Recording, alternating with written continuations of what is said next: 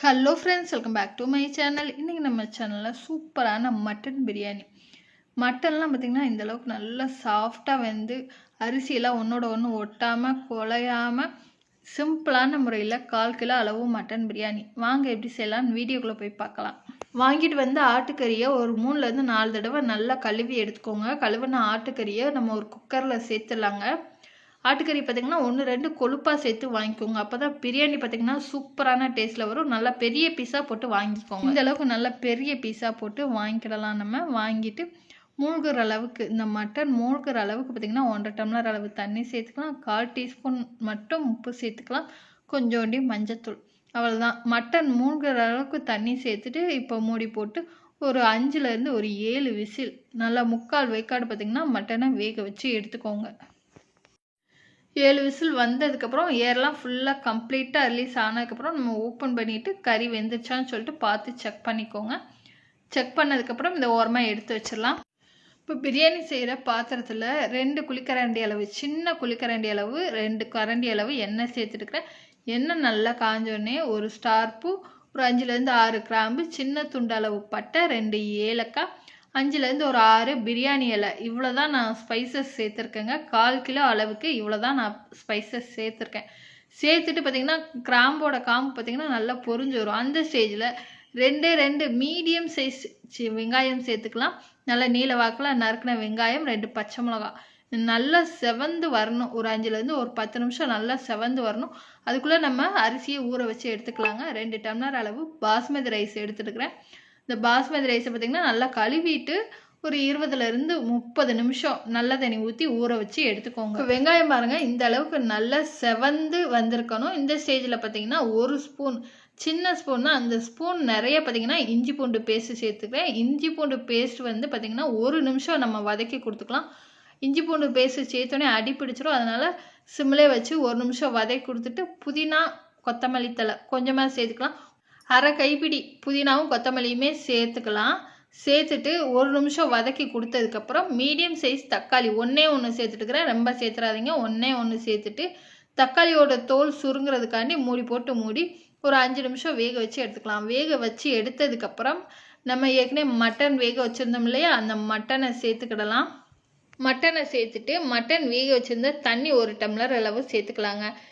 Chicken பிரியாணிக்கு தண்ணி விட்டு வரும். அதனால நம்ம சிக்கன் பிரியாணிக்கு தண்ணி சேர்க்க வேணாம். மட்டனில் பார்த்திங்கன்னா வேக வச்சதுனால தண்ணி விட்டு வராது. அதனால மட்டன் வேக வச்ச தண்ணி 1 டம்ளர் சேர்த்துக்கலாம். 1 டீஸ்பூன் அளவு தனி மிளகாய் தூள் சேர்த்துருக்கேன்.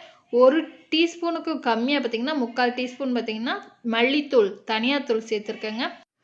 1/4 டீஸ்பூன் பார்த்திங்கன்னா பிரியாணி மசாலா. இந்த பிரியாணி மசாலா வீட்டிலே அரைச்சது எல்லாமே சேர்த்துட்டு நல்லா கலந்து விட்டு மூடி இந்த மசாலாவோட ராஸ்மல் போகிற வரைக்கும் ஒரு 10 நிமிஷம் நம்ம குக் பண்ணி எடுத்துக்கலாம். ஒரு 5 நிமிஷத்துக்கு ஒரு தடவை ஓப்பன் பண்ணி எடுத்துக்கோங்க.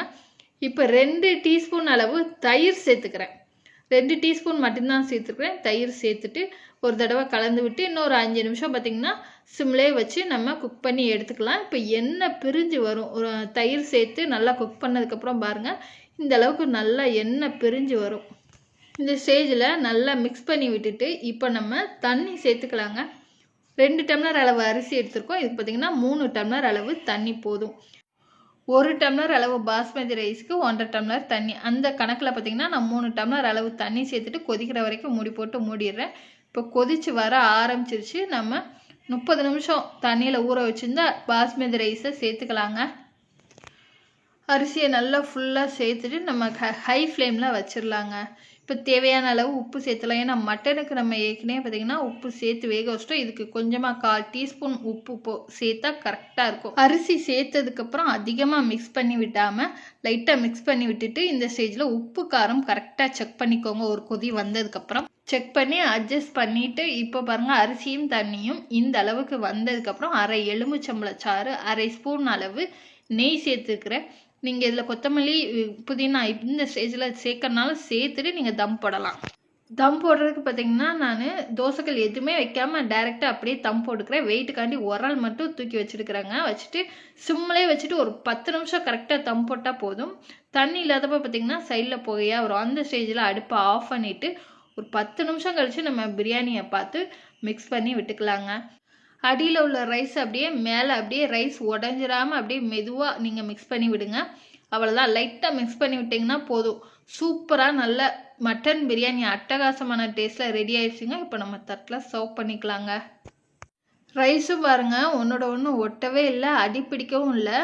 நீங்களும் நான் சொன்ன அளவுகளோட இந்த பிரியாணி ரெசிபியை உங்கள் வீட்டில் ட்ரை பண்ணி பாருங்கள். கறியெல்லாம் பாருங்கள் நல்லா சாஃப்டாக வெந்திருக்குது பாருங்கள்.